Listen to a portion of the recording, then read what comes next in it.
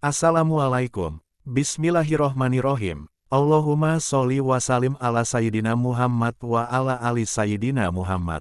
Saudaraku yang dirahmati Allah, ada sebuah kisah bahwa di zaman Bani Israel dulu ada seorang wanita muda yang terkenal sangat mempesona wajahnya, ayu dan cantik tubuhnya seksi menggairahkan. Sayangnya, wanita cantik yang bertubuh aduhai itu menggunakan tubuhnya untuk hal yang salah. Semua potensi yang seharusnya mendekatkannya pada Tuhan dimanfaatkan untuk mendapatkan uang dengan cara menjual dirinya. Ia adalah seorang pelacur hebat yang terkenal profesional. Ia viral di depan para lelaki hidung belang. Ia sangat pandai memuaskan laki-laki manapun yang datang dengan nafsu syahwatnya. Ia pelacur senior yang sangat handal. Ratusan atau mungkin ribuan orang sudah porak-poranda dibuatnya. Dalam beberapa literatur menyebutkan bahwa perempuan muda itu bernama Malika. Dikisahkan di dalam kitab Durratun Nasihin, wanita itu melakukan aktivitas jual beli diri di rumahnya sendiri. Setiap hari, Malika menunggu para lelaki hidung belang yang bernafsu di atas ranjang. Kerjanya ranjang pemuas nafsunya sengaja diletakkan di dekat pintu depan rumah. Ketika pintu depan itu dibuka, orang yang lewat depan rumahnya akan dengan mudah melihat Malika sedang berbaring santuy di atas ranjang. Ia sengaja melakukan itu agar para lelaki yang melintas dapat melihat kecantikannya, sehingga nanti mereka yang imannya tipis setipis tisu akan segera tergoda dan merogoh dompet untuk bisa menikmati waktu bersama Malika. Konon, Malika memasang tarif harga yang sangat mahal, yaitu sekitar 100 keping dinar. Uang 100 dinar itu jika kita menggunakan dinar Kuwait dan kemudian mengkonversinya ke dalam rupiah, mereka akan bernilai sekitar 4,8 juta rupiah, harga yang sangat fantastis untuk usaha pelacuran. Namun demikian, banyak lelaki tipis iman yang bermimpi bisa tidur bersama Malika. Tidak masalah bagi mereka, walaupun harus membayar sedemikian mahalnya. Bagi mereka merupakan sebuah pencapaian besar, pencapaian luar biasa yang akan mereka banggakan di tempat-tempat tongkrongan mereka bila bisa menikmati Malika. Pelacur terkaya yang sangat menjaga kualitas tubuh dan pelayanan primanya. Itu akan membuat mereka bertepuk dada karena bangga. Banyak orang yang kemudian salah terka. Mereka mengira bahwa Malika akan mati tua merana dengan penuh hina akibat perbuatan dosanya. Namun, siapa sangka Allah memiliki takdir indah yang lain untuk Malika. Malika mendapatkan momen luar biasa yang kemudian mengubah seluruh jalan cerita hidupnya 180 derajat dari sebelumnya. Malika mendapatkan lelaki soleh sebagai suaminya. Dari pernikahannya, Malika dan suami memiliki 7 anak laki-laki soleh, yang semuanya diangkat Allah menjadi nabi. Bagaimana semua itu bisa terjadi? Amalan apa yang sudah Malika lakukan dalam hidupnya? Sebelum melanjutkan kisah ini, mari kita bantu channel ini untuk terus berkembang dengan cara subscribe dan mengaktifkan tanda lonceng. Jangan lupa berikan komentar yang baik dan share video ini kemana-mana supaya banyak yang mendapatkan manfaatnya. Semoga bernilai amal jariah karena membantu syiar Islam kepada manusia. Amin. Amin. Allahumma amin. Suatu hari, ada seorang pria muda melintas di depan rumah Malika, sang pelacur. Dia adalah laki-laki soleh, ahli ibadah, ia berasal dari daerah yang sangat jauh dari sana. Sebut saja namanya Fulan. Ketika lewat secara tidak sengaja, mata Fulan memandang tubuh Malika di atas ranjangnya, kata orang-orang saleh. Pandangan pertama, yang tanpa kesengajaan, merupakan rezeki. Sedangkan setelah pandangan pertama, pandangan kedua, dan pandangan ketiga adalah dosa karena sudah berbalutkan nafsu syahwat. Mendadak bergejolaklah darah mudanya, menggeliatlah syahwat dan nafsunya. Sebagai ahli ibadah, ia berusaha sekuat tenaga menahan nafsu birahinya. Bahkan kemudian, ia sempat berdoa kepada Allah supaya menghilangkan syahwat setan yang tengah melanda hatinya. Meskipun sudah ditahan nafsunya, terus membara. Syarat tubuhnya menegang, dan akhirnya, benteng imannya jebol. Ia tidak mampu lagi mengontrol hawa nafsunya. Wulan kemudian mencari tahu cara bagaimana supaya bisa menikmati malam bersama Malika.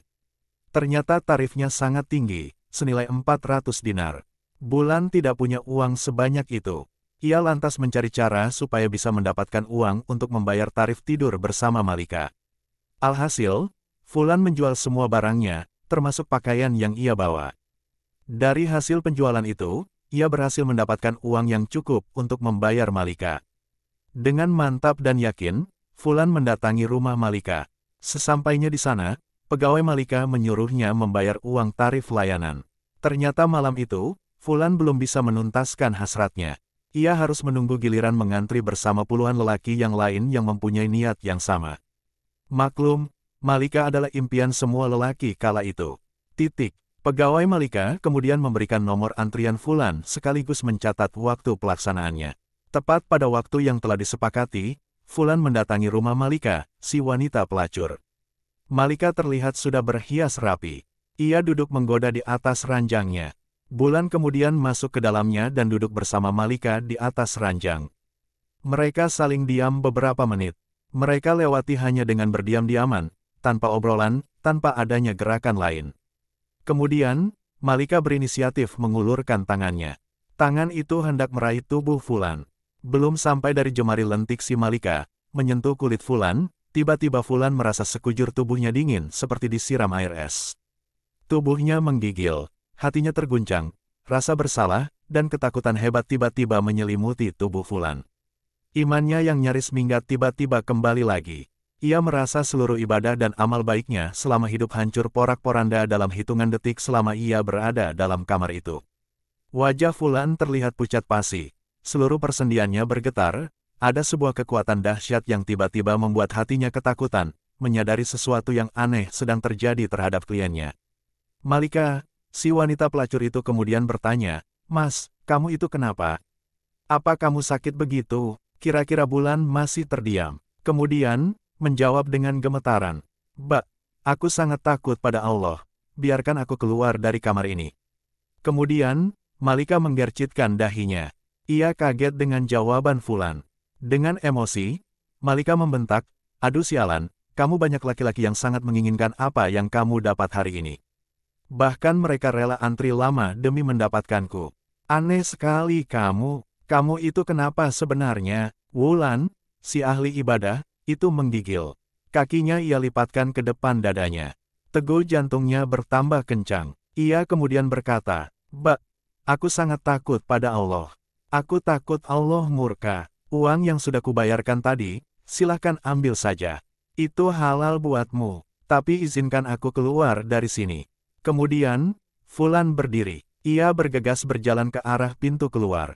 Malika bertambah keheranan melihat kliennya itu ketakutan. Ia kemudian bertanya lagi, "Hehehe, tunggu dulu, Mas. Memangnya kamu belum pernah melakukan kayak gini sebelumnya?"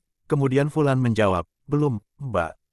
Sama sekali belum pernah, ini yang pertama." Malika seakan tidak yakin dengan jawaban Fulan. "Ah, masa sih?" katanya sambil menggaruk keningnya yang tidak gatal. Malika kebingungan. Apa ia di zaman ini ada laki-laki yang tahan terhadap godaannya? Itu sebuah hal yang mustahil. Malika itu cantik dan menggoda. Ia terlanjur menganggap bahwa semua laki-laki itu sama. Kemudian Malika bertanya lagi, "Mas, kamu itu siapa sebenarnya? Kamu itu dari mana datangmu? Dari mana? Dan maksudmu mau kemana?" Kemudian Fulan menjelaskan siapa dirinya dan dari mana asalnya. Setelah mendengar cerita dari Fulan, Malika mempersilahkannya untuk keluar. Bulan keluar dengan menangis terisak tubuhnya. Limbung seakan mau roboh sepanjang jalan pulang menuju rumahnya. Fulan tak berhenti menyumpahi dan mengutuk dirinya sendiri. Ia sangat menyesali perbuatannya yang barusan akan ia lakukan.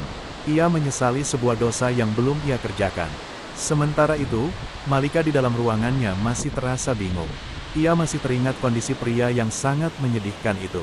Pria pertama yang menolak tidur dengannya diam-diam. Malaikat termenung dan merenung, memikirkan fenomena aneh yang baru ia alami malam itu. Sepanjang hidupnya, tiba-tiba saja hatinya bergetar. Ada gejolak yang dahsyat dalam hati wanita ini malam itu. Ia merasa menjadi sangat hina. Kepercayaan diri dan kebanggaannya sebagai pemuas nafsu laki-laki seketika runtuh dalam hatinya.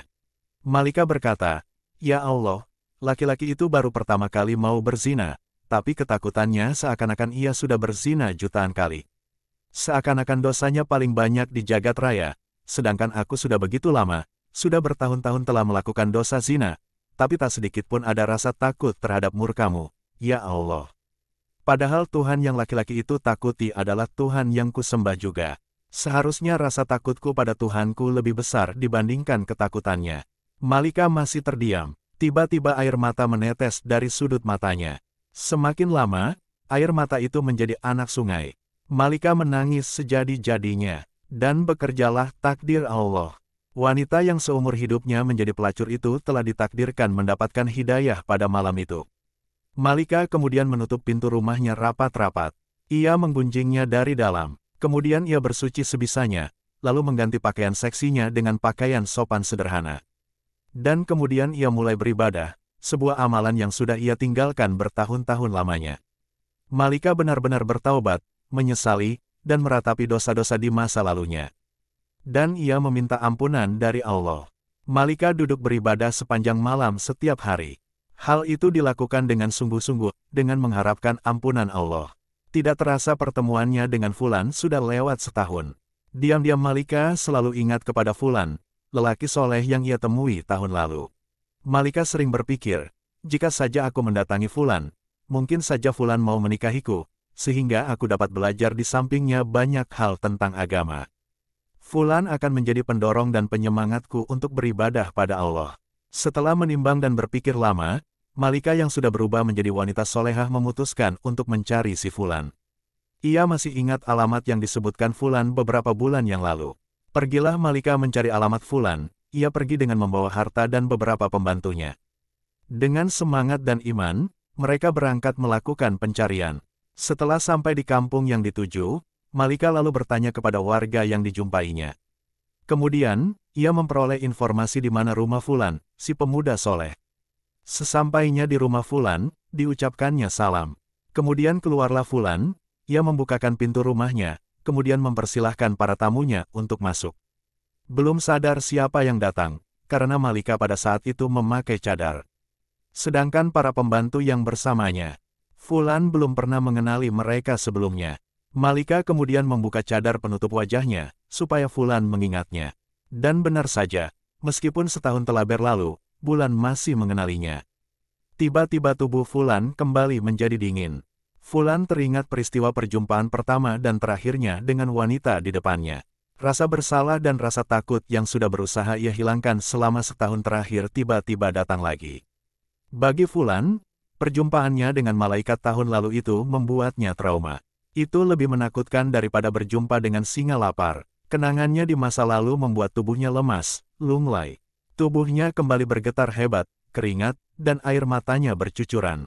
Fulan tiba-tiba menjerit histeris, memohon ampunan pada Allah.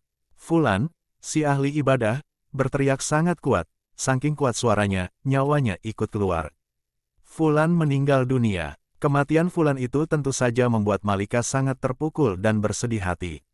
Malika menangis, kemudian ia melakukan ibadah dalam doanya. Malika berkata, "Ya Allah, sesungguhnya aku berangkat ke sini untuk bertemu dia demi sebuah niat suci dan mulia untuk mendekatkan diri kepada Engkau. Ya Allah, tetapi Engkau lebih mencintainya dan menginginkannya kembali kepadamu." Tangis Malika pecah, air matanya tumpah. Setelah Fulan selesai dimakamkan, kemudian Malika bertanya kepada keluarganya, apakah Fulan punya seorang saudara laki-laki di antara keluarganya yang membutuhkan seorang istri? Kemudian, orang-orang di situ menjawab, iya betul. Fulan masih punya saudara laki-laki. Orangnya juga sangat soleh, tetapi dia itu melarat, miskin, tidak punya harta.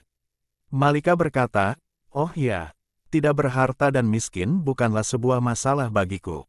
Aku ini wanita kaya, aku berkecukupan harta. Yang terpenting, suamiku nanti bisa membimbingku untuk mendekatkan diri kepada Allah. Akhirnya, saudara si Fulan, si ahli ibadah, dilamar oleh Malika. Mereka pun kemudian menikah. Allah Subhanahu wa Ta'ala memberikan kebahagiaan bagi rumah tangga mereka berdua. Bahkan, dari pernikahannya, mereka dikaruniai 7 orang anak laki-laki. Dan sebuah hal yang luar biasa, Masya Allah, semuanya atas takdir Allah. Ketujuh anak itu diangkat oleh Allah menjadi nabi-nabi di kalangan Bani Israel. Sebuah anugerah besar, sebuah barokah dari taubat yang bersungguh-sungguh. Ini adalah pelajaran penting bagi kita untuk tidak memandang rendah yang lain. Mungkin saja saat ini ada orang itu ahli maksiat, penuh dosa. Namun, ternyata besok pagi orang itu bertobat, kemudian menjadi ahli ibadah, dan menjadi kekasih Allah. Dari Anas bin Malik dan Abu Hurairah radhiyallahu anhu, Rasulullah bersabda, Allah Subhanahu wa Ta'ala berfirman, apabila seorang hamba mendekatiku sejengkal, maka aku akan mendekatinya 1 hasta. Apabila hamba itu mendekatiku satu hasta, maka aku mendekatinya satu depa. Apabila hamba itu mendatangiku dengan berjalan kaki, maka aku akan mendatanginya dengan cara berlari. Hadits Sahih riwayat Bukhari, para sahabat yang dirahmati Allah. Oleh karena itu, jangan main-main dengan pertobatan seseorang. Jangan main-main dengan kalimat taubat. Ketika seseorang sudah bertaubat kepada Allah, Allah tidak akan lagi memandang bagaimana masa lalunya. Yang Allah pandang dari seseorang adalah masa kininya dan bagaimana nanti akhir hidupnya. Semoga kita semua dipilih oleh Allah untuk menjadi hamba-hamba yang meninggal dengan cara husnul khotimah. Wallahu alam.